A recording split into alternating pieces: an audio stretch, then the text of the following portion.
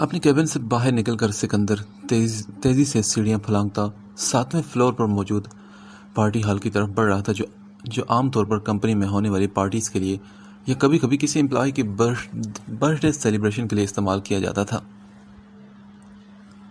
Hall کے دروازے کے پاس ہی اسے حماد بھی چلتا پھرتا دکھائی دیا تھا، جو شاید کسی سے فون پر بات کر رہا تھا۔ اس کے چہرے پر سنجیدگی تھی، جبکہ پوری بلڈنگ میں پھیلی خاموشی سے صاف ظاہر ہو رہا تھا کہ آفس کا سارا عملہ، سارے لوگ اسی ہال کے اندر اس کے منتظر ہیں، سوائے ان 3 لوگوں کے جو اپنے اپنے کاموں میں مگن تھے۔ ویسے بھی وہ چاہتا تھا کہ ماہم اس میٹنگ میں آئے، لیکن پھر بھی اس نے اس سے کچھ کہا نہیں تھا۔ حماد، تم کل آفس کیوں نہیں آئے تھے؟ سکندر کی آواز پر حماد نے چونک کر اسے دیکھا اور پھر فون رکھ کر اس کی طرف بڑھ گیا، جو دروازے کے پاس ہی رکا ہوا تھا۔ بھائی، میں تمہارے ہی کام میں بزی تھا اور کچھ ڈیڈ کے آفس کے بھی کام کرنے تھے، اس لیے نہیں آ سکا۔ لگتا ہے کہ میری شکایت لگائی گئی ہے تم سے، ہاں؟ نہیں، ایسا تو نہیں، تمہاری شکایت لگانے کی کس سے میں ہمت نہیں۔ اس کی بات پر سکندر کان کھجانے کے بہانے اپنی مسکراہٹ چھپا کر بولا تھا، یار سکندر، برا مت مانا، لیکن ربیہ چڑیل میں یہ ہے ہمت۔ حماد کے چپتے ہوئے لہجے پر سکندر خود پر کنٹرول نہ رکھ سکا اور زوردار کہہ کے لا کر ہنس دیا۔ اچھا، واقعی؟ ویسے تم نے ہی نا یہ ربیہ چڑیل والی خناس میری معصوم سی بہن کے ذہن میں بھی ڈالی ہے؟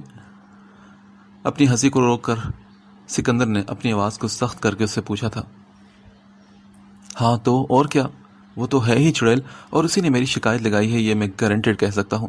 یہ الگ بات ہے کہ تم اپنی لاڈلی ربیہ چڑیل کو بے قصوروار کہہ رہے ہو، حماد منہ بنا کر جواب دیتے ہو بولا تھا۔ پتہ نہیں یار، ایک تو تم دونوں کے دماغ میں نہ جانے یہ بات کیسے آ گئی کہ میں ربیہ کو پسند کرتا ہوں۔ سکندر کا دل کیا کہ حماد کو 2 ہاتھ لگاتے، لیکن بس اس نے گھورتے ہوئے یہ بات کہی۔ کون دونوں؟ اور کس نے کہا کہ تم ربیہ کو پسند کرتے ہو؟ حماد کے لہجے کے ساتھ ساتھ انداز میں بھی حیرانی تھی۔ تم اور آئمہ، تم دونوں کے انداز بتاتے ہیں کہ تم دونوں میرے اور ربیہ کے بارے میں کچھ الٹا سیدھا سوچتے ہو، اس لیے بہتر ہوگا میرے بھائی کہ یہ بکواس اپنے دماغ سے نکالو، اور آئمہ کے بھی۔ اچھا، اگر کچھ ہے نہیں تو کیوں ہر وقت اس کی تعریفیں کرتے رہتے ہو، اور وہ بھی اپنی ہونے والی بیوی کے سامنے؟ حماد نے لڑا کے بیوی جیسے انداز میں لڑتے اس سے پوچھا۔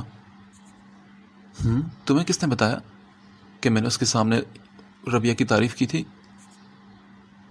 جی بالکل، مجھے پتا ہے، اور آپ کی بیوی نے مجھے خود بتایا ہے۔ اچھا، اور کیا کیا بتایا ہے میرے بارے میں؟ ذرا مجھے بھی تو بتاؤ۔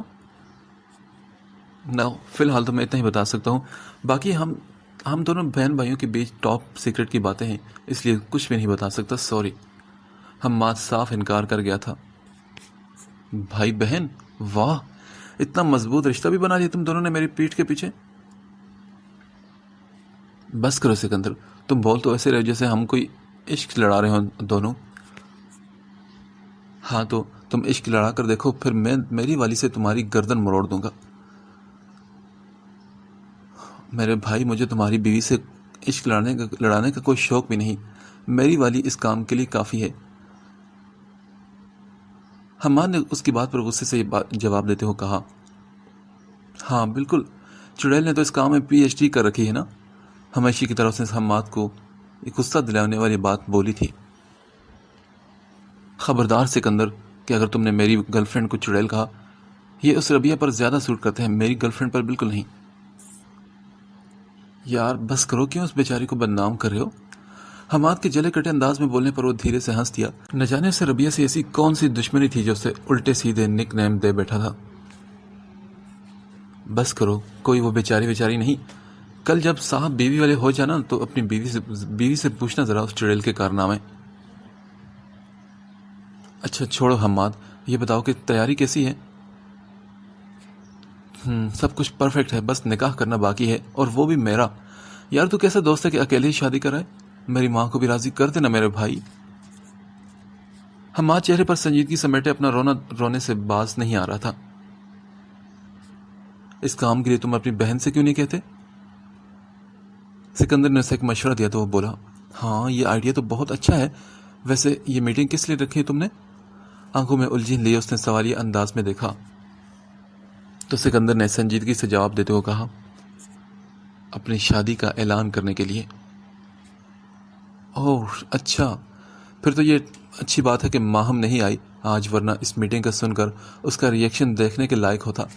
ویسے میں نے سوچا تھا کہ یہ شادی تو خفیہ طور پر کرے گا۔ کس نے کہا کہ ماہم نہیں آئی حماد؟ وہ آئی ہے اور فی الحال میرے کیبن میں ہے، اور میں چاہتا ہوں کہ وہ اس میٹنگ میں رہے تاکہ وہ اس بات کو تسلیم کرے کہ وہ میری ہونے والی ہے ہمیشہ ہمیشہ کے لیے۔ اور رہی بات شادی کو خفیہ رکھنے کی، تو سکندر نے کبھی کوئی چھپ کر کام نہیں کیا۔ کسی کو موت کے گھاٹ اتارا بھی ہے تو ڈنکے کی چوٹ پر۔ پھر تو یہ میری شادی ہے، سکندر کی شادی، اور وہ بھی اس کی من چاہی لڑکی سے، تو اعلان تو بنتا ہے نا سب کے سامنے۔ اور یہ یاد رکھنا کہ خفیہ کام وہی لوگ کرتے ہیں جن کے دل میں چور ہوتا ہے۔ سکندر کے دل میں کوئی چور نہیں، نہ تھا اور نہ کبھی ہوگا۔ اپنی بات ختم کر کے وہ ہال کا دروازہ کھول کر اندر داخل ہو گیا، اور اس کے ساتھ حماد بھی، کہ وہ ہمیشہ اس کے ہم قدم رہا تھا۔ پھر تو آج وہ ایک انتہائی ضروری اعلان کرنے والا تھا۔ اس کے ساتھ چلتے ہوئے حماد کے ذہن میں ایک سوال ابھرا تھا جسے وہ میٹنگ کے بعد پوچھنے کا ارادہ رکھتا تھا۔ ہال میں قدم رکھتے ہی ہال میں موجود آفس کے تمام لوگ ان دونوں کی طرف متوجہ ہو گئے تھے۔ ذہن میں بہت سارے سوالات لیے وہ سکندر کو منتظر نظروں سے دیکھ رہے تھے، جو اب ہال کے اس سٹیج نما حصے کی طرف بڑھ رہا تھا، جو 2 سیڑھیاں چڑھ کر ایک ڈائس پر چھوٹا سا مائک فٹ کیا گیا تھا۔ سکندر کی شادی کی خبر آفس کے تمام عملے کو میڈیا کے ذریعے مل گئی تھی، جس پر تصدیق کی مہر ربیہ نے لگا دی تھی۔ پھر بھی وہ سکندر کی زبانی اس خبر کی تصدیق چاہتے تھے، اسی لیے اس میٹنگ ہال میں موجود تمام لوگ منتظر نظروں سے اس کی طرف دیکھ رہے تھے، جو اب ڈائس کے پیچھے کھڑا شاید کسی کی آمد کا انتظار کر رہا تھا۔ اور ٹھیک اسی وقت میٹنگ ہال کا دروازہ دوبارہ کھلا۔ سکندر کے ساتھ ساتھ اس کے پیچھے کھڑے حماد کی نظر بھی دروازے کی طرف اٹھی، جہاں پیازی رنگ کا سادہ سا سوٹ پہنے، دوپٹے کو سلیقے سے اپنے کندھوں پر پھیلائے، گہرے سیاہ بال کو ڈھیلے ڈھالے جوڑے کی شکل میں قید کیے، جارج کی ہمراہی میں وہ ہال میں داخل ہوئی۔ اس کا چہرہ سپاٹ تھا، جبکہ سرخ آنکھیں اس کے رونے کی گواہی دے رہی تھی۔ مس ماہم، شاید آپ بھول رہی ہیں کہ آپ کو میرے ساتھ ہونا چاہیے۔ ہال میں پھیلی خاموشی کو اس کی سنجیدہ آواز نے توڑا تھا۔ اس کے لہجے کی معنی خیزی پر جہاں ماہم نے اسے گھورا، وہیں حماد نے افسوس سے سر جھٹکا تھا، جبکہ ہمیشہ چہرے پر سختی سجائے رکھنے والے جارج نے اپنی مسکراہٹ چھپانے کے لیے اپنا رخ پھیر لیا تھا، مگر یہ مسکراہٹ ساتھ چلتی ماہم سے چھپی نہ رہ سکی تھی۔ نہ چاہتے ہوئے وہ تیز قدم اٹھاتی سکندر کے پاس آ کر کھڑی ہوگی کہ وہ مزید کسی تماشے کی خواہشمند نہیں تھی۔ لیڈیز اینڈ جینٹل مین، آپ لوگوں کو یقیناً میری شادی کی خبر مل گئی ہوگی، جسے میرا خیال ہے کہ مس ربیہ کی طرح آپ لوگوں نے بھی محض ایک افواہ سمجھا ہوگا، کیونکہ سبھی جانتے ہیں کہ سکندر اور افواہوں کا کافی گہرا رشتہ ہے۔ میں زیادہ لمبی چوڑی بات نہیں کروں گا، اور نہ ہی میں زیادہ بولنے کا عادی ہوں، so coming to the point, ہاں میں شادی کر رہا ہوں، اینڈ یہ کوئی مذاق نہیں۔ میڈیا میں خبر میرے ہی آدمی نے پھیلائی تھی۔ ہمیشہ میڈیا جھوٹ نہیں بولتا، کبھی کبھی سچ بھی بول دیتا ہے۔ تو میں یہ کہہ رہا ہوں کہ میں، یعنی کہ سکندر، آپ لوگوں کا سکندر، واقعی میں شادی کر رہا ہے، اور وہ بھی کل۔ وہ جو سب سانس روکے اس کی بات سن رہے تھے، اس کی آخری بات پر ہکا بکا رہ گئے تھے۔ کسی امپلائی کی حیرت میں ڈوبی آواز ابھری، سر اتنی جلدی؟ ہاں، come on guys, I am 32 years and I am not too young. ہلکے پھلکے انداز میں بول کر سکندر دھیرے سے ہنسا تو حماد بھی مسکرا دیا تھا۔ سر ہمیں بھی تو بتائیں اس خوش نصیب لڑکی کے بارے میں جس سے آپ شادی کر رہے ہیں۔ کوئی گرل فرینڈ نہیں تھی آپ کی، جہاں تک ہم لڑکی کی ریسرچ کہتی ہے؟ کسی فیمیل امپلائی کی بات پر ہال میں کہہ کے گونجے تھے۔ سکندر نے بھی اس کے سوال کو کافی انجوائے کیا۔ اس میٹنگ ہال کی یہ خاصیت بھی تھی کہ یہاں ہر کسی کو بولنے کی آزادی تھی۔ یہ بھی کمپنی کے ایک اصول میں سے تھا، اس لیے سکندر نے میٹنگ کے لیے اس ہال کا چناؤ کیا تھا تاکہ اس کے امپلائیز کھل کر اس پر بات کر سکیں، کوئی باس اور ورکر والی جھجک ان کے بیچ میں نہ رہے۔ گرل فرینڈ تو نہیں کہنا چاہتا، لیکن ہاں کچھ اٹیچمنٹ ضرور تھی ہم دونوں میں، جس نے مجھے یہ شادی جیسا فیصلہ لینے پر مجبور کر دیا۔ ترچھی نظروں سے تھوڑے فاصلے پر کھڑی ماہم کو دیکھتے اس نے یہ بات کہی، جس کا چہرہ ضبط سے سرخ ہو گیا تھا۔ پھر وہ مزید بولا، اور رہی بات آپ لڑکیوں کی ریسرچ کی، تو میری ایک نصیحت ہے آپ لڑکیوں کے لیے۔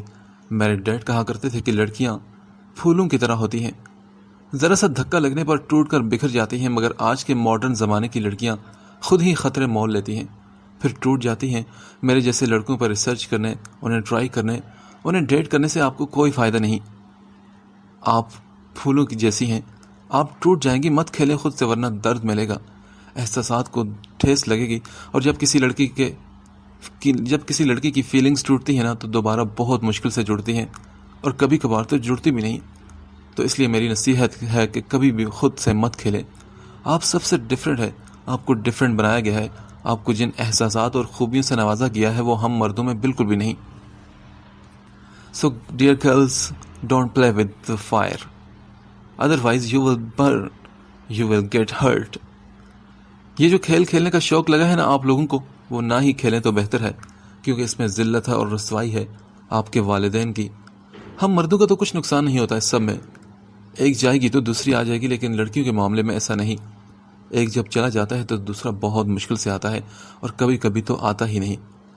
اس میں رسوائی صرف آپ کی ہے، اس لیے مجھ پر یا کسی پر ریسرچ کرنا بند کریں، جو آپ کا ہے وہ خود چل کر آپ کے پاس آئے گا، and trust me it will be the best reward for your patience.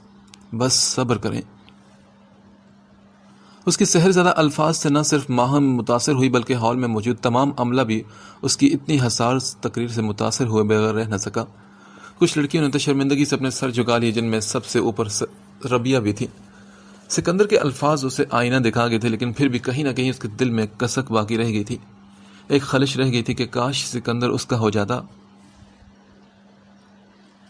And guys, کل میرا نکاح ہے جو بالکل سادگی سے ہوگا، اور اس میں صرف فیملی ممبرز ہوں گے۔ سنڈے کو ریسیپشن ہے میرا، اور میری خواہش ہے کہ میری زندگی کے اتنے اہم موقع پر میرے ساتھی، میرے ورکرز، میرے کولیگز، امپلائیز، اسٹاف، پیون، شیف، میری تمام کمپنیز کے تمام لوگ جن کی مدد سے وہ معمولی سا سکندر آج اتنی بڑی ہستی بننے میں کامیاب ہوا ہے، وہ سب لوگ وہاں موجود ہوں، میری خوشی میں سب شامل ہوں۔ میرے ڈیڈ کہتے تھے کہ ہمیشہ انہیں اپنے ساتھ لے کر چلو، جو تمہاری کمزوری میں تمہارے ساتھ رہے۔ مجھے بہت خوشی ہے کہ آپ لوگ میری خوشی میں شریک ہوں گے، اس لیے میں خود آپ لوگوں کو انوائٹ کرنا چاہتا تھا۔ اپنی بات ختم کر کے اس نے ایک لمبی سانس لی اور پھر ڈائس سے پیچھے ہٹ کیا۔ زندگی میں پہلی مرتبہ وہ اتنا زیادہ بولا تھا، اتنی لمبی تقریر کر کے اس کا گلا جیسے سوکھ گیا تھا۔ سر، ہم آپ کی خوشیوں میں ضرور شریک ہوں گے، کسی امپلائی نے زوردار آواز میں کہا تو وہ دھیرے سے مسکرا دیا تھا۔ میں اب چلتی ہوں۔ ہال سے لوگوں کو نکلتا دیکھ کر اس نے بھاگنے کی نیت کی۔ ارے میڈم، آپ کہاں جا رہی ہیں؟ آپ جانتی تو ہے نا کہ کل ہمارا نکاح ہے۔ اس سے پہلے کہ وہ آگے بڑھتی، سکندر نے پھرتی سے اس کا ہاتھ پکڑ کر روک لیا۔ مجھے معلوم ہے نا، تو بار بار یاد دلانے کی ضرورت نہیں۔ غصے سے اپنا ہاتھ اس کی مضبوط گرفت سے چھڑوانے کی کوشش کرتے ہوئے اس نے یہ بات کہی۔ مس ماہم، ساری کوششیں بیکار ہو جائیں گی، کیونکہ ایک بار سکندر کوئی ہاتھ تھام لیتا ہے تو ساری زندگی چھوڑتا نہیں، اور ویسے بھی یہ کوئی معمولی ہاتھ نہیں بلکہ مسز سکندر کا ہاتھ ہے، اتنی آسانی سے تو چھوڑنے والا نہیں۔ آج تو سکندر کے انداز ہی نرالے تھے، جبکہ حماد اس کے یہ انداز دیکھ کر حیران رہ گیا تھا۔ اسے نہیں پتا تھا کہ سکندر ایسی حرکتیں بھی کر سکتا ہے۔ آئی تھنک مجھے اور جارج کو اس ایکسٹریملی پرائیویٹ سین سے باہر نکل جانا چاہیے۔ اپنا گلا صاف کرتے ہوئے سکندر کو اپنی موجودگی سے آگاہ کرتا جارج کو سر کے حرکت سے باہر نکلنے کا اشارہ کر کے وہ خود بھی آگے بڑھ گیا تھا۔ اوکے حماد، میں تم سے بعد میں بات کرتا ہوں، فی الحال ایک بہت ضروری کام کرنا ہے، اس نے جاتے ہوئے حماد کو پیچھے سے کہا تھا۔ ان دونوں کے جانے کے بعد صرف وہ دونوں ہی ہال میں اکیلے رہ گئے تھے۔ چھوڑیں مجھے، میں نے بابا کو ہاسپٹل سے پک کرنا ہے۔ دوسرے ہاتھ سے اپنے بازو پر موجود اس کے مضبوط ہاتھ کو ہٹانے کی ناکام کوشش کرتے اس نے روتے ہوئے کہا، تمہاری اطلاع کے لیے عرض ہے کہ تمہارے بابا تمہارے گھر سے نکلنے کے بعد ہی ہاسپٹل سے گھر ڈراپ کر دیے گئے ہیں۔ کیا؟ کیسے؟ میرے کہنے پر، اور کیسے؟ میرے آدمی نے انہیں صحیح سلامت تمہارے گھر پر ڈراپ کر دیا ہے، اس لیے گھبراؤ مت، کچھ نہیں ہوگا، میں تمہارے بابا کو کوئی نقصان نہیں پہنچاؤں گا۔ سکندر نے نرم سے لہجے میں اسے سمجھانے کی کوشش کی تو وہ بولی، آپ چاہتے کیا ہیں؟ دیکھو، کل تمہارا نکاح ہے جس کے لیے تمہیں ایک ڈریس کی ضرورت ہوگی، تو کیونکہ میں نہیں چاہتا کہ سکندر کی ہونے والی بیوی کا امیج اس کی فیملی کی نظروں میں خراب ہو، اس لیے تمہیں میرے ساتھ شاپنگ پر چلنا ہوگا۔ نو وے، مجھے کوئی شاپنگ نہیں کرنی۔ مس ماہم، یہ میں نے پوچھا نہیں بلکہ آپ کو حکم دیا ہے۔ اگر تم چاہتی ہو کہ تمہارے بابا صحیح سلامت رہیں تو سیدھے طریقے سے میرے ساتھ تیار ہو جاؤ، کیونکہ تمہارے بابا اب بھی میرے ہی آدمیوں کی نگرانی میں ہے، اور وہ بھی تمہارے ہی گھر میں۔ سکندر کی بات پر اس نے بے یقینی سے اسے دیکھا، جس کی گرے آنکھوں میں اس وقت شدید غصہ تھا۔ آپ کوئی بھی کام بنا دھمکائے نہیں کر سکتے کیا؟ ماہم نے بھی غصے سے کہا تو وہ نام میں سر ہلاتا دھیرے سے مسکرا دیا تھا۔ دھمکا کر کام کرانے میں تو مزہ ہی الگ ہے۔ اس کے لہجے کے اتار چڑھاؤ کو وہ خاصا انجوائے کر رہا تھا۔ اوکے، صرف 1 گھنٹہ، پھر میں گھر چلی جاؤں گی۔ ماہم کو ہار ماننی ہی پڑی، کیونکہ جانتی تھی کہ ہوگا تو وہی جو سکندر چاہے گا، اس لیے بہتر یہی تھا کہ اس کی بات مان لی جائے۔ لیٹس سی، یہ کہہ کر وہ اس کا ہاتھ پکڑ کر گیٹ تک پہنچا، لیکن جب باہر نکلا تو ماہم کا ہاتھ اس کے ہاتھ سے آزاد تھا۔ دوبارہ وہ دنیا والوں کی نظر میں صرف باس اور اسسٹنٹ بن گئے تھے۔ باہر نکل کر اس نے حماد کو اپنی روانگی کا میسج کیا اور اپنی گاڑی کی طرف بڑھ گیا۔ اس کے ساتھ ماہم بھی تھی۔ کہنے کو تو وہ صرف 1 گھنٹے کے لیے راضی ہوئی تھی، لیکن سکندر نے اس کے 1 گھنٹے کو 5 گھنٹوں میں تبدیل کر دیا تھا۔ اس لیے پچھلے 5 گھنٹوں تک وہ اس کے ساتھ نہ جانے کس ڈیزائنر کے شو روم کے چکر لگاتی، برائڈل ڈریسز کے سلیکشن کے لیے خوار ہو رہی تھی۔ لیکن سکندر تھا کہ بہت آرام سے اس کی ہر چوائس کو منہ بنا کر رد کر دیتا تھا۔ وہ اپنے معیار کے مطابق ڈریس سلیکٹ کرتی تو وہ ناپسندیدگی سے منہ پھیر لیتا، اور جب سکندر اپنی پسند کا کوئی ڈریس دکھاتا تو اس میں سے 100 کیڑے نکال دیتی۔ آخر میں تھک ہار کر اسے وہی ڈریس لینی پڑی جو سکندر نے پسند کی تھی، کیونکہ وہ سمجھ گئی تھی کہ اس نے اگلی صبح تک بھی کوئی ڈریس سلیکٹ نہیں کی تو وہ تب تک اسے شو رومز کے چکر لگواتا رہے گا، کیونکہ وہ ایک مستقل مزاج بندہ تھا۔ ایک بار جو ٹھان لیتا تھا تو پھر وہ پورا کر کے ہی بیٹھتا، اور اس نے اپنی پوری زندگی میں سکندر جیسا بندہ کبھی نہیں دیکھا تھا، یہاں تک کہ اس کے بابا بھی اتنے مستقل مزاج نہیں تھے۔ آج اس کا نکاح تھا سکندر سے، جو کہ ہونا تو بالکل سادگی سے تھا، لیکن پھر بھی وہ گھبرائی ہوئی تھی۔ گھبراہٹ تو ہونی لازمی تھی۔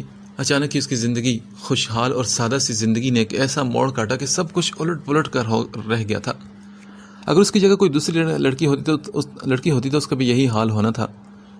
یہ حالات ایسے سنگین اور حیران کر دینے والے نہ ہوتے تو وہ کبھی بھی گھبراہٹ کا شکار رہتی کہ اس کی شادی سکندر جیسے انسان سے ہو رہی ہے۔ وہ جو اس سے شادی کا انکار کرنے کا سوچ رہی تھی، اپنے بابا کے چہرے پر پھیلے سکون اور اطمینان کو دیکھ کر خود کو حالات کے حوالے کر دیا تھا۔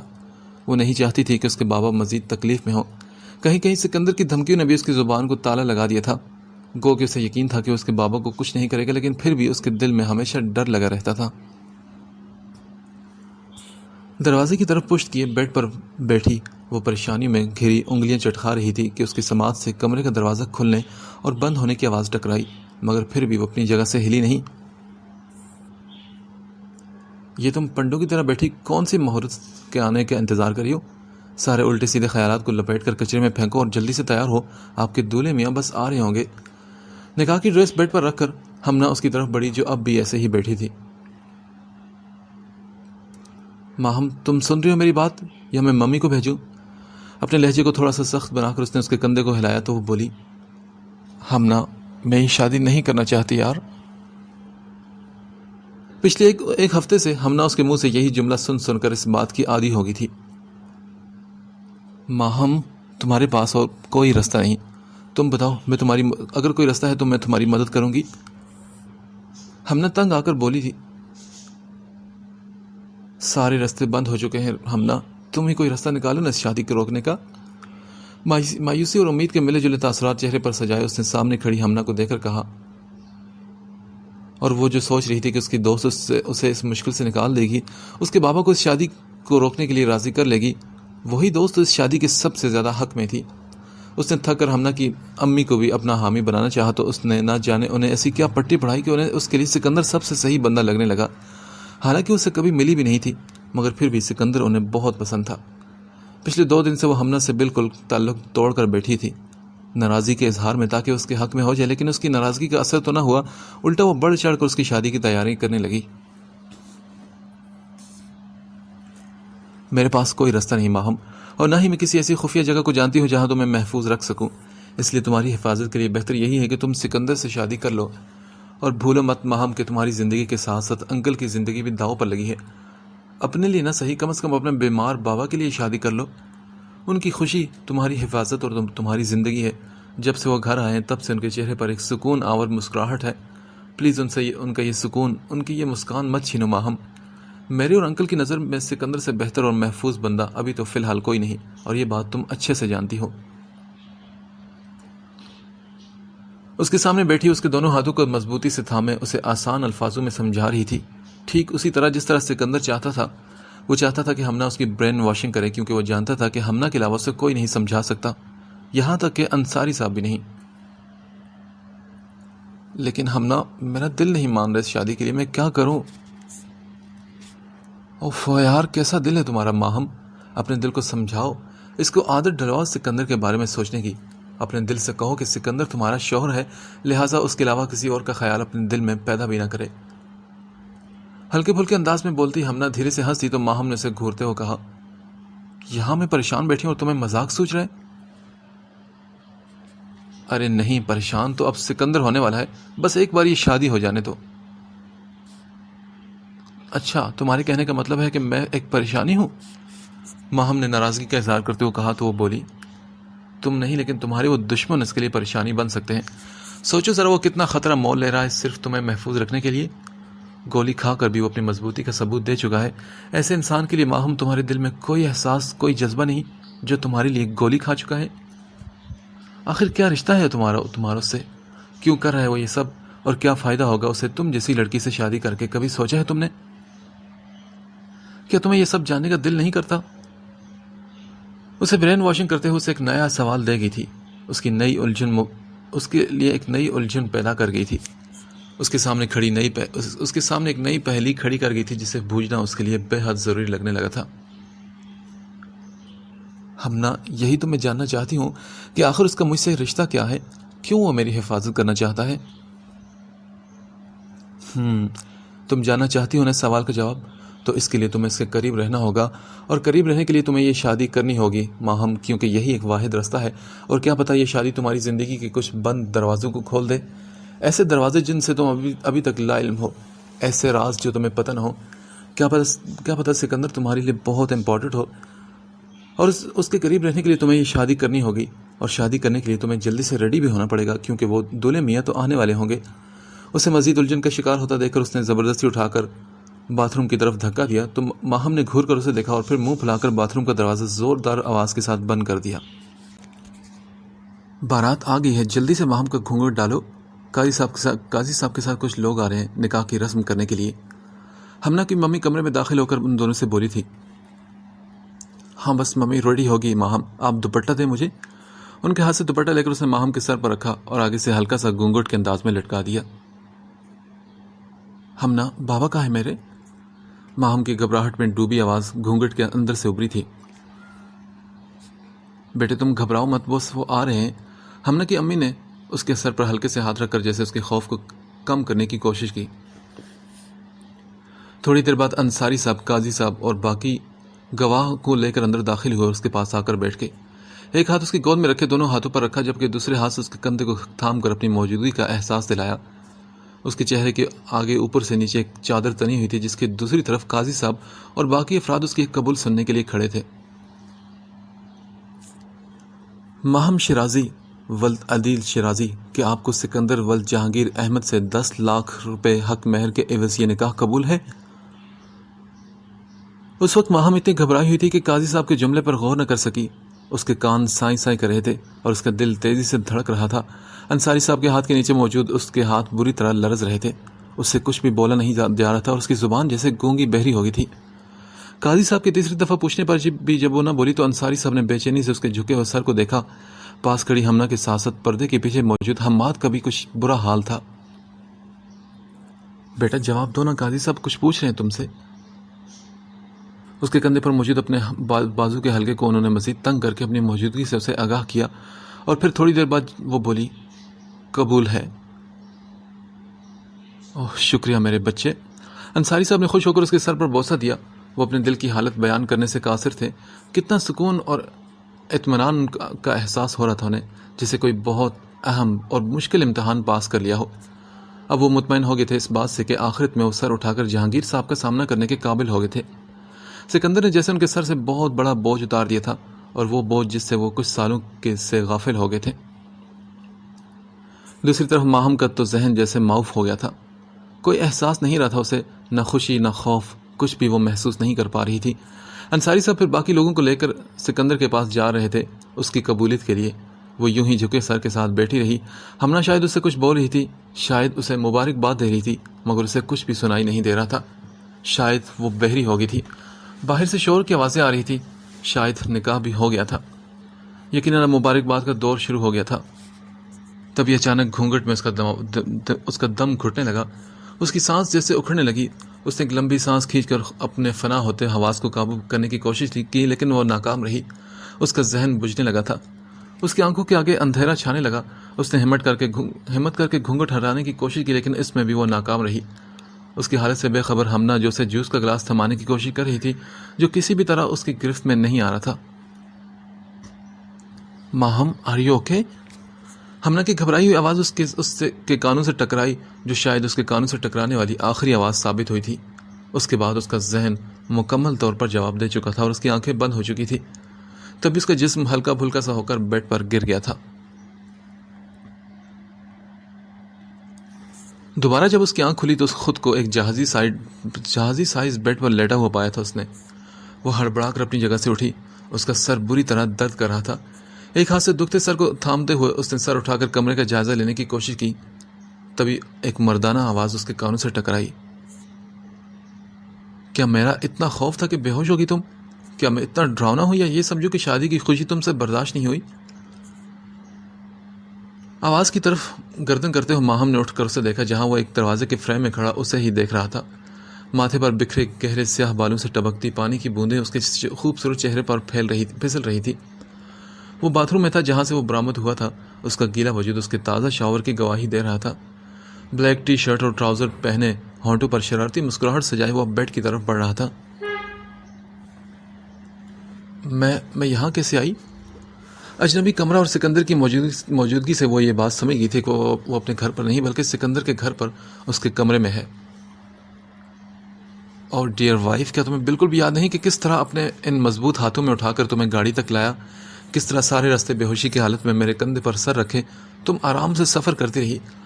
کس طرح تم میرے کمرے میں اپنی اصل جگہ تک پہنچی؟ کیا تمہیں کچھ بھی یاد نہیں؟ وہ اس کی حالت سے خوش ہوتا بیڈ کے پاس آ کر بیٹھا، جبکہ ماہم حیرانی سے انکار میں سر ہلاتی اپنی جگہ سے پیچھے کھسکی تھی۔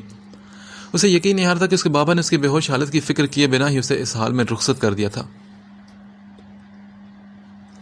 آپ مجھے اس طرح یہاں نہیں لا سکتے، وہ خوف زدہ سی آواز میں بولی تو سکندر مسکراتا ہوا بیڈ گراؤنڈ سے ٹک کر دلچسپی سے اسے دیکھنے لگا۔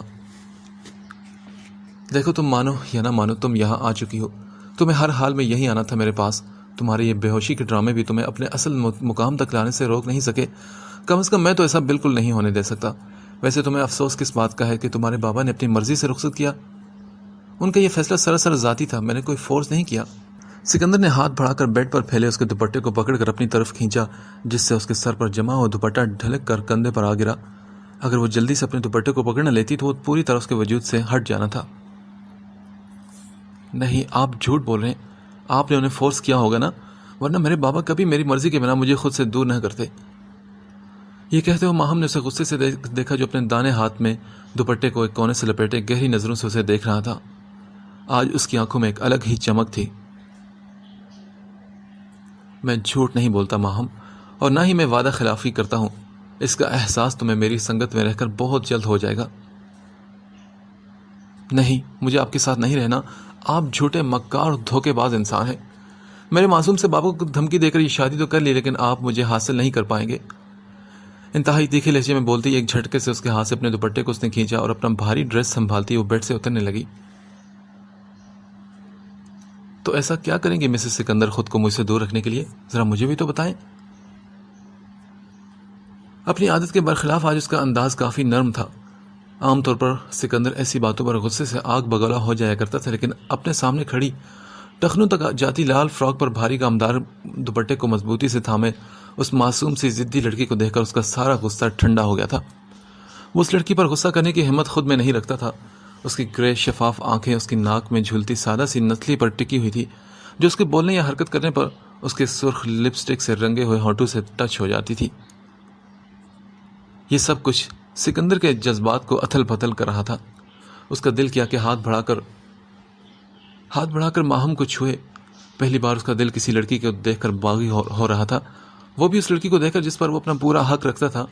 تب ایک لمبی سانس کھینچ کر اس نے اپنے باغی دل کو لگام لگانے کی کوشش کی، ورنہ ذرا سی حرکت پر سامنے کھڑی لڑکی اس سے بدظن ہو سکتی تھی. میں جا رہی ہوں یہاں سے دوسرے کمرے میں. اس کی نظروں کی تپش سے خود کو بمشکل آزاد کراتی وہ کمرے کے دروازے کی طرف بڑھ گئی. باہر نکلنے سے پہلے یہ بات سن لو، اس گھر میں سوائے میرے کمرے کے کوئی دوسرا کمرہ نہیں. اوہ اچھا، اور آپ نے یقین بھی کیسے کر لیا کہ میں آپ کی بات کا، اور آپ نے سوچ بھی کیسے لیا کہ میں آپ کی بات کا یقین کر لوں گی؟ وہ دروازہ کھول کر باہر نکلی. پیچھے سکندر بھی تھا جو سکون سے دروازے کے فریم سے ہی ٹک گیا تھا، کیونکہ یہ گھر وہ نہیں تھا جہاں سکندر رہتا تھا، بلکہ یہ دوسرا گھر تھا جسے سکندر نے خاص طور پر اس موقع پر استعمال کرنے کے لیے بنوایا تھا، کیونکہ وہ جانتا تھا کہ ماہم آسانی سے اس کے ساتھ رہنے کے لیے راضی نہیں ہوگی. وہ تیزی سے چلتی ہوئی دروازے تک آئی جو سکندر کے کمرے کے بعد تھا. اس نے دروازہ کھول کر اندر جھانکا تو کافی اندھیرا تھا. سنو، وہ اسٹڈی روم ہے. سکندر کی آواز اس کے کانوں سے ٹکرائی تو وہ سر جھٹکتی اندر داخل ہوئی. کافی مشکل سے سوئچ بورڈ ملا. بتیاں روشن ہوتے ہی کمرے کا منظر واضح ہوا تو وہ یہ واقعی ایک اسٹڈی روم تھا جہاں چاروں طرف شیشے کی الماریوں سے کتابیں اور فائلیں جھانک رہی تھی. ایک کونے پر بڑا سا اسٹڈی ٹیبل تھا جس پر 2 آدمی آرام سے بیٹھ کر کام کر سکتے تھے. یہ جگہ اس کے سونے کے بالکل قابل نہیں تھی. کتابوں سے اسے کوئی خاص شوق لگاؤ نہیں تھا کہ انہی کے شوق میں وہ یہاں رات گزار سکے. وہ منہ بنا کر کمرے سے باہر نکلی. سکندر ابھی تک اپنے کمرے کے دروازے پر اسی انداز سے کھڑا تھا. ہاں کیا ہوا؟ کیا مل گیا روم تمہیں؟ سکندر کے سوال کو نظر انداز کرتے ہی ماہم دوسرے دروازے کی طرف بڑھی. وہ میرا ایکسرسائز روم ہے، آج سے وہ بھی تمہارا ہوا.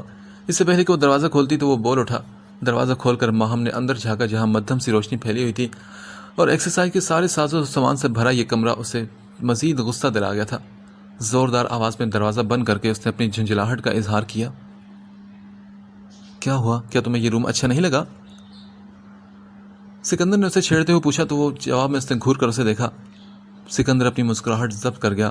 آج کی رات اس کی زندگی کی سب سے انٹرٹینمنٹ والی رات ثابت ہونے والی تھی.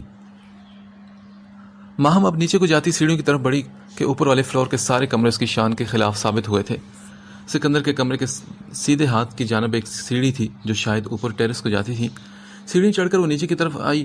گھر میں اس وقت ان دونوں کے علاوہ کوئی بھی نہیں تھا. شاید اس نے گھر میں پھیلے خاموشی سے اندازہ لگایا تھا، جبکہ اوپر موجود سکندر اسے نیچے جاتا دیکھ کر دروازے سے ہٹ کر ریکنگ سے لگ کر کھڑا ہو گیا جہاں سے نیچے کا منظر صاف دکھتا تھا. وہ سامنے کچن کا دروازہ ہے، چاہو تو اس کو بھی دیکھ لو.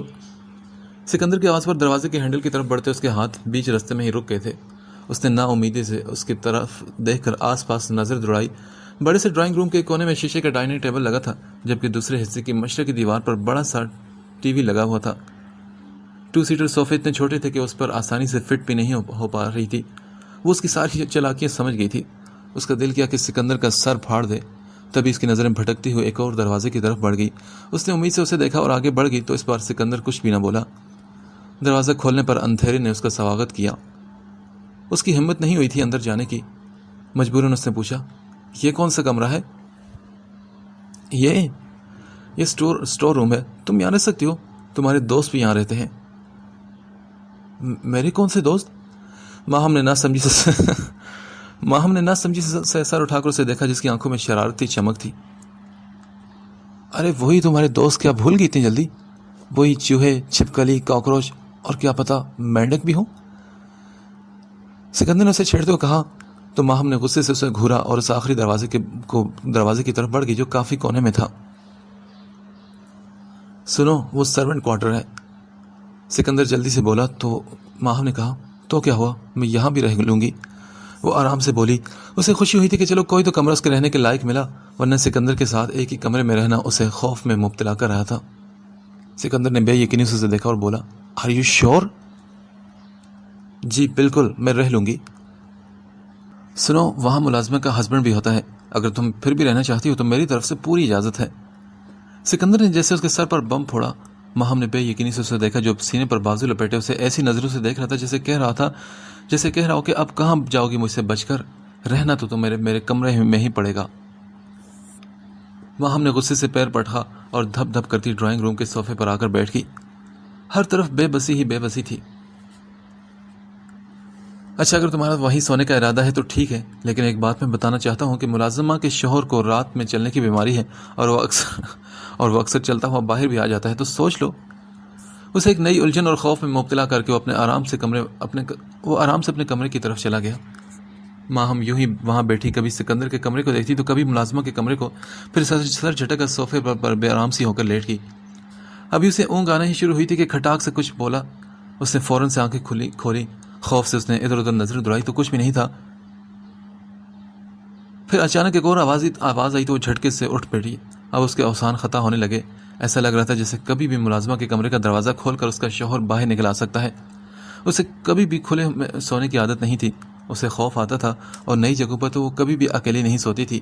ہمیشہ اس کے ساتھ ہمنا ہوتی تھی، جو کہ اس بار نہیں تھی۔ اس سے پہلے کہ وہ خوف کے مارے دوبارہ بے ہوش ہو جاتی، وہ فوراً بھاگتی ہوئی سیڑھی کی طرف بھاگی اور تیزی سے سیڑھیاں چڑھ کر سکندر کے کمرے کا دروازہ کھول کر بغیر کچھ سوچتے ہوئے اندر داخل ہوگی۔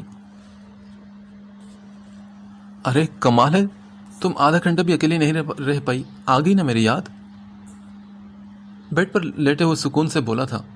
کچھ دیر ماہم یوں ہی دروازے سے لگ کر کھڑی اپنی سانسوں کو بحال کرتی رہی، پھر ذرا سا سکون ملنے پر ایک نظر بیڈ پر موجود سکندر پر ڈالی اور پھر وارڈروب کی طرف بڑھ گئی۔ میں نہیں چاہتی تھی کہ نویلی دلہن کو باہر سوتا دیکھ کر گھر کے ملازموں کے سامنے اس کے مالک کی امیج خراب ہو، میں اس لیے آ گئی تھی۔ ماہم اس پر جیسے احسان جتا رہی تھی۔ ہاؤ واؤ، اتنی ذہین ہو تم، کبھی تمہاری اس خوبی کا مجھے ویسے پتہ نہیں چلا۔ آگے بھی سکندر تھا جو جواب دینے میں ماہر تھا۔ جی بالکل، یہ میرا چھپا ہوا ٹیلنٹ ہے جو خوش نصیب لوگوں پر ہی کھلتا ہے۔ اچھا، اس کا مطلب کہ وہ پہلا خوش نصیب شاید میں ہی ہوں۔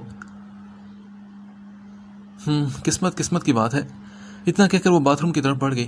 تھوڑی دیر بعد جب وہ نکلی تو وہ دلہن والے لباس سے آزاد ہو چکی تھی۔ جیولری اتارنے کی غرض سے وہ ڈریسنگ ٹیبل کی طرف بڑھی ہی تھی کہ بیڈ پر لیٹے سکندر نے آگے بڑھ کر اس کا ہاتھ پکڑ کر اسے اپنی طرف کھینچا تو وہ اپنا وزن برقرار نہ رکھ پائی اور اس کے اوپر لڑک گئی۔ یہ حملہ بالکل اچانک ہوا تھا۔ اسے سکندر سے ایسی کسی حرکت کی امید نہیں تھی۔ اس کے اتنے قریب دیکھ کر وہ گھبراہٹ سے بولی، یہ کیا کر رہے ہیں آپ؟ کچھ نہیں، بس اپنی بیوی کو دیکھ رہا ہوں۔ یوں ہی لیٹے اس کے کمر پر اپنے بازو کا گھیرا اس نے مزید تنگ کیا تو وہ اس کے مزید قریب ہوگی، اتنا قریب کہ اس کے سینے میں تیزی سے دھڑکتے دل کی آواز وہ آسانی سے سن سکتا تھا۔ وہ اس کے اتنا قریب تھا کہ بے ترتیب سانسوں کے زیر و بم کو بخوبی گن سکتا تھا۔ وہ اس کے اتنا قریب تھا کہ اس کے وجود سے اٹھتی گرمائش وہ اپنے وجود پر محسوس کر سکتا تھا۔ وہ اس کے اتنا قریب تھا کہ اس کی ناک سے جھولتی نتلی کو اپنے ہونٹوں کی ذرا سی حرکت سے چھو سکتا تھا۔ اس کی قربت کی وجہ سے اس کے چہرے پر آتے جاتے حیا کے رنگ اس سے چھپے نہ رہ سکے۔ پلکوں کی لرزش، ہونٹوں کی کپ کپاہٹ، رخساروں پر پھوٹتی حیا کی سرخی، کچھ ہی منٹس کی قربت میں وہ اتنا کچھ دیکھ چکا تھا کہ ساری زندگی وہ ماہم کے قریب رہنے کی تمنا کر بیٹھا۔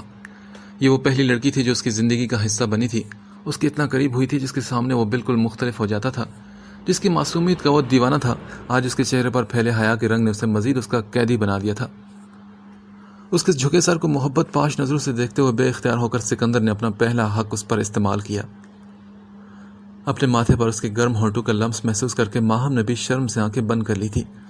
سکندر کے چوڑے سینے پر جمے اس کے نرم مخملی ہاتھ نے بے اختیار ہو کر اس کی ٹی شرٹ کو مضبوط مٹھیوں میں قید کر لیا۔ اس کا تیزی سے دھڑکتا دل جیسے باہر نکلنے کو بےتاب تھا۔ وہ بس کسی طرح ان لمحوں سے آزاد ہونا چاہتی تھی، کسی طرح وہ سکندر کی قید سے آزاد ہونا چاہتی تھی۔ چلو جاؤ چینج کر کے سو جاؤ، اب تنگ نہیں کروں گا، مسکرا کر کہتے ہوئے اپنے بازو کی قید سے اس نے اسے آزاد کیا تو وہ جلدی سے اس سے نہ صرف دور ہوئی بلکہ رخ موڑ کر اپنی جیولری اتارنے کے بہانے اس سے نظریں چرانے لگی۔ اب اس میں ہمت نہیں تھی سکندر کا سامنا کرنے کی۔ اسے جیولری اتارتا دیکھ کر وہ اپنی جگہ سے اٹھ کر دروازے کی طرف بڑھا اور اسے لاک کر دیا، پھر دوبارہ اس کے قریب آیا اور جھک کر ڈریسنگ ٹیبل کی دراز سے کچھ نکالنے لگا۔ جب وہ سیدھا ہوا تو اس کے ہاتھ میں ایک جیولری باکس تھا۔ اسے جیولری کی کیسے آزاد ہوتا دیکھ کر اس نے باکس کھول کر اندر سے ایک لاکٹ نکالا جس میں ہیرے کا ایک خوبصورت سا پینڈنٹ لٹک رہا تھا۔ سنو، پیچھے گھومو ذرا۔ نہیں، میں خود پہن لوں گی۔ چپ کرو، میں نے کہا نا کہ گھومو۔ سکندر نے اسے حکم دیا تو وہ نہ چاہتے ہوئے بھی پیچھے گھوم گئی۔ ہاتھ میں پکڑا لاکٹ اس کے گلے میں ڈال کر سامنے آئینے میں سکندر نے اس کے عکس کو دیکھا۔ وہ بھی آئینے میں اسے دیکھ رہی تھی۔ لمحے بھر کو نظروں کا ملن ہوا تو اس نے نظریں جھکا لی تھی۔ چلو جاؤ، اب آرام سے سو جاؤ اور کوئی ڈرامہ مت کرنا، اور صوفے پر سونے کی کوشش بھی مت کرنا ورنہ میں بہت بری طرح سے پیش آؤں گا۔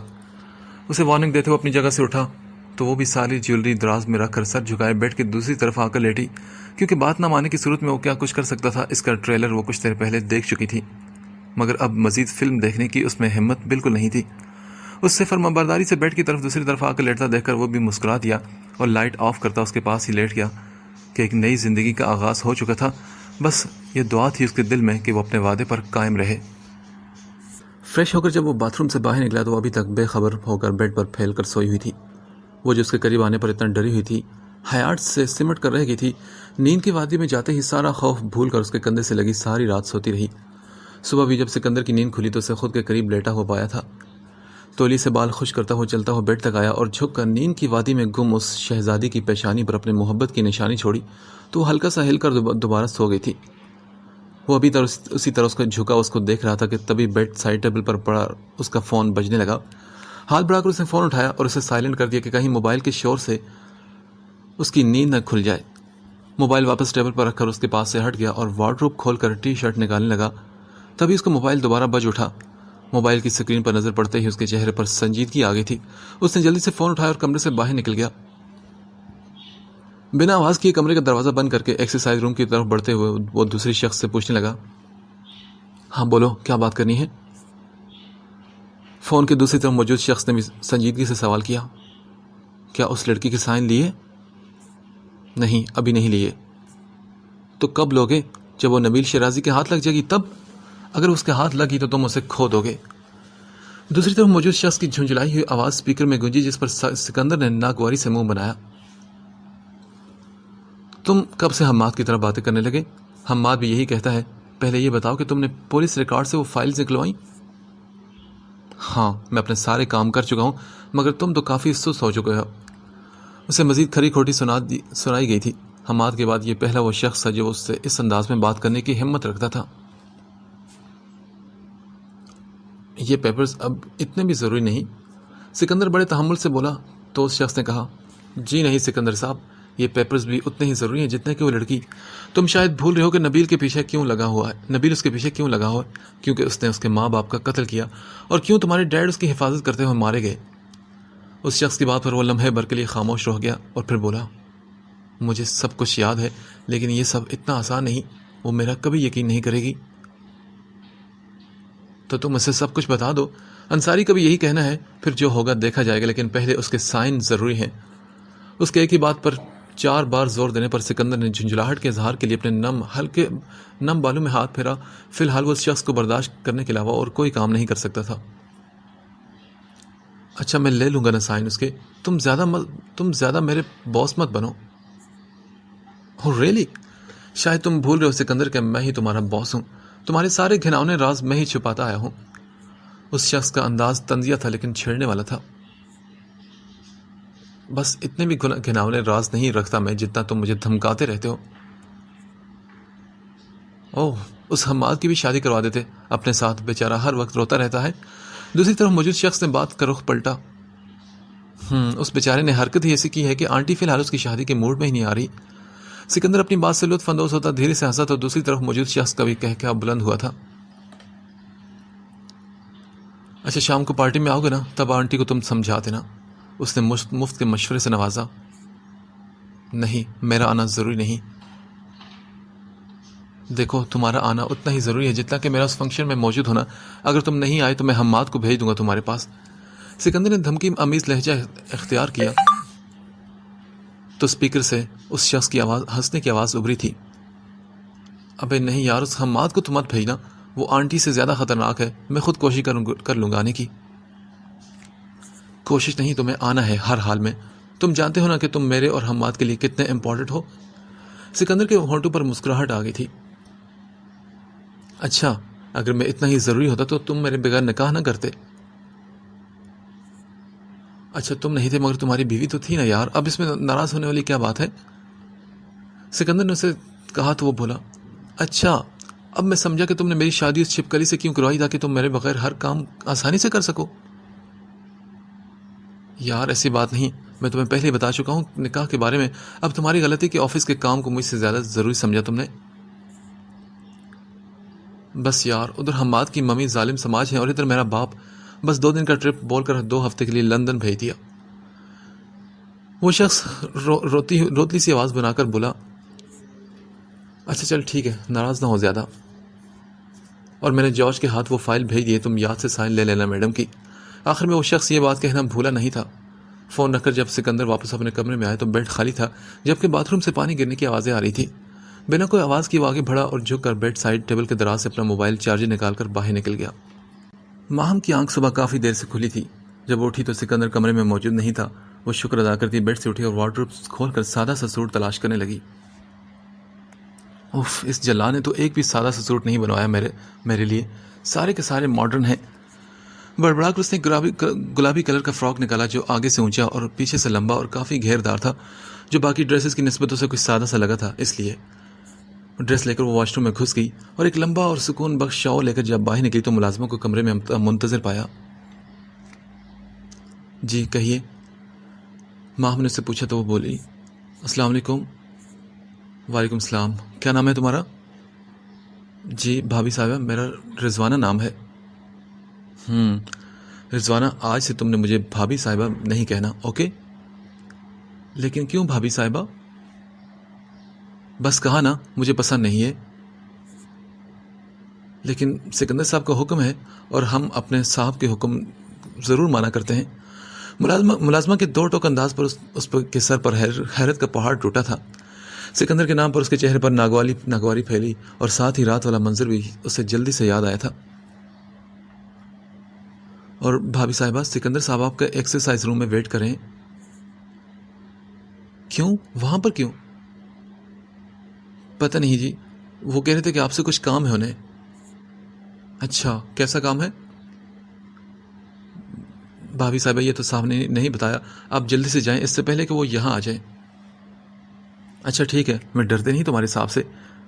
کہہ دو کہ میں ابھی سو رہی ہوں. سر جھٹک کر کہتی وہ گیلے بالوں کو تولی سے رگڑنے لگی. نہیں بھابھی صاحبہ، میں یہ نہیں کہہ سکتی. کیوں نہیں کہہ سکتی تم؟ ماہم کو یہ ملازمہ اپنے مالک سے بھی کم ضدی نہیں لگ رہی تھی. اس لیے کہ انہیں پتا ہے کہ آپ جاگ رہی ہیں. یہ کہہ کر وہ دروازے کی طرف بڑھ گئی اور بولی، بھابھی صاحبہ جلدی آ جائیں ورنہ آپ جانتی ہیں نا صاحب کو. کمرے سے باہر قدم رکھنے سے پہلے وہ ملازمہ دوبارہ سے اسے وارن کرنے سے باز نہیں آئی تھی. اس کے جاتے ہی ماہم غصے سے بال جھڑکتی دوپٹے کو سر پر رکھ کر کندھے پر پھیلاتی ہوئی دھپ دھپ کرتی کمرے سے باہر نکل کر ایکسرسائز روم کی طرف بڑھ گئی.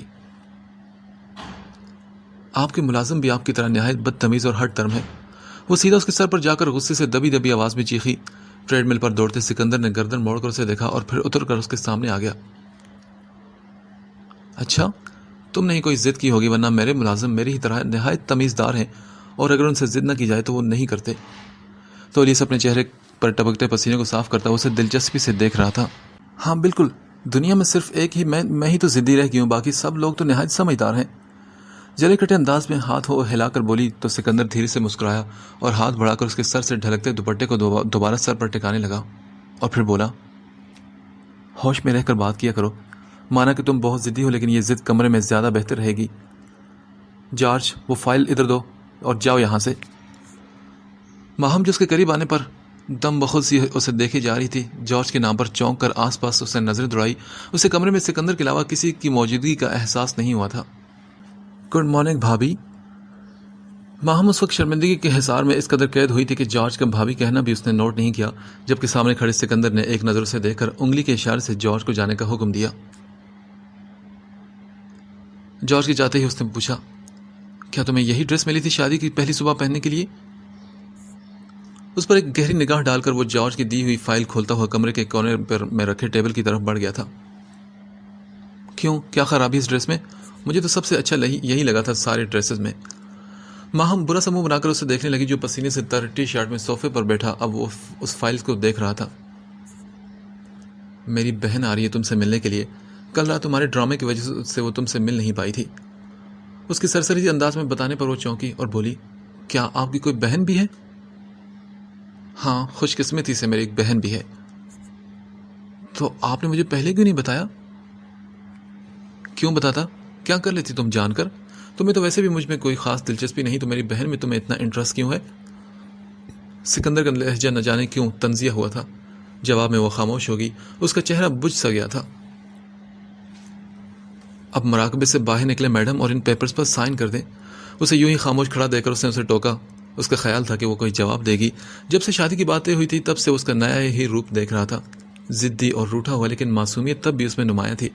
اس کا یہی انداز اسے چھیڑنے پر اکساتا تھا۔ اس بار بھی اس کا اسے چھیڑنے کا پورا پلان تھا، لیکن اس کی خاموشی دیکھ کر اسے اپنے کڑوے لہجے کا احساس ہو گیا۔ اسے اب خود پر بھی افسوس ہوا تھا کہ اس نے یہ بات کیوں کہی۔ ماہم پھر بنا کچھ بولے اس کے پاس بیٹھی، اس کے ہاتھ سے پین لے کر فائل لے کر دھڑا دھڑ ہر پیپر پر سائن کرنے لگی، یہ دیکھے بغیر کہ وہ پیپرز کیسے تھے اور کس لیے سکندر اس کے سائن لے رہا تھا۔ دوسری طرف سکندر بھی حیرانی سے اسے سائن کرتا ہوا دیکھنے لگا۔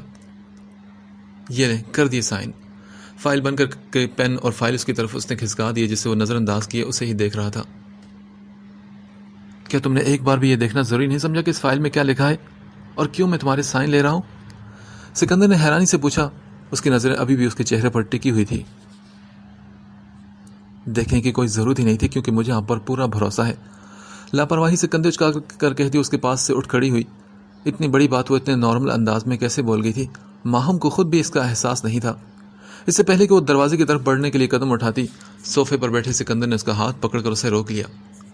ماہم نے سوالی نگاہوں سے اسے دیکھا تو وہ بولا، کیا تم جاننا نہیں چاہو گے کہ یہ پیپرز کیسے ہیں؟ اس کا لہجہ انتہائی گہرا ہوتا، جیسے کوئی بہت ضروری بات ہو۔ چلیں بتا دیں پھر کیا تھا ان پیپرز میں؟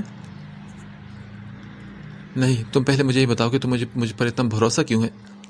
سکندر کے سوال پر وہ لمحے بھر کو سر پٹائی اور پھر بولی، بس ایسے ہی نا۔ ایسے نہیں، مجھے صحیح سے جواب دو ماہم کہ مجھ پر اتنا بھروسہ کیوں ہے تمہیں؟ وہ کیونکہ میرے بابا کو آپ پر بھروسہ ہے نا، تو اس لیے۔ اچھا، حالانکہ پہلے تو نہیں تھا بھروسہ۔ کل رات ہی تم نے مجھے فراڈ، دھوکے باز اور نہ جانے کیا کچھ کہا تھا، اور اب مجھ پر اتنا بھروسہ؟ ایک ہی رات میں اتنی تبدیلی کیسے آ گئی مسز سکندر؟ کہیں یہ میری قربت کا اثر تو نہیں؟ شرارتی انداز میں وہ آنکھ مارتے ہوئے اسے چھیڑنے لگا تو ماہم نے غصے سے رخ موڑ لیا۔ ہاتھ چھوڑے میرا، مجھے بھوک لگی ہے۔ سنو، پہلے جان تو لو کہ ان پیپرز میں کیا ہے۔ پتہ ہے یہ تمہاری آزادی کا پروانہ ہے۔ تمہیں یہ شادی منظور نہیں تھی نا، اس لیے میں تمہیں آزاد کر رہا ہوں۔ سکندر نے ایک جھٹکے سے اس کا ہاتھ چھوڑ دیا تو وہ جو سکتے کے عالم میں اسے آنکھیں پھاڑ کر دیکھ رہی تھی، اس کی اس طرح اچانک ہاتھ چھوڑنے پر وہ لڑکھڑا سی گئی۔ اس بار سکندر نے اسے تھاما نہیں تھا، کیونکہ لڑکھڑاہٹ دینے والا بھی تو وہی تھا۔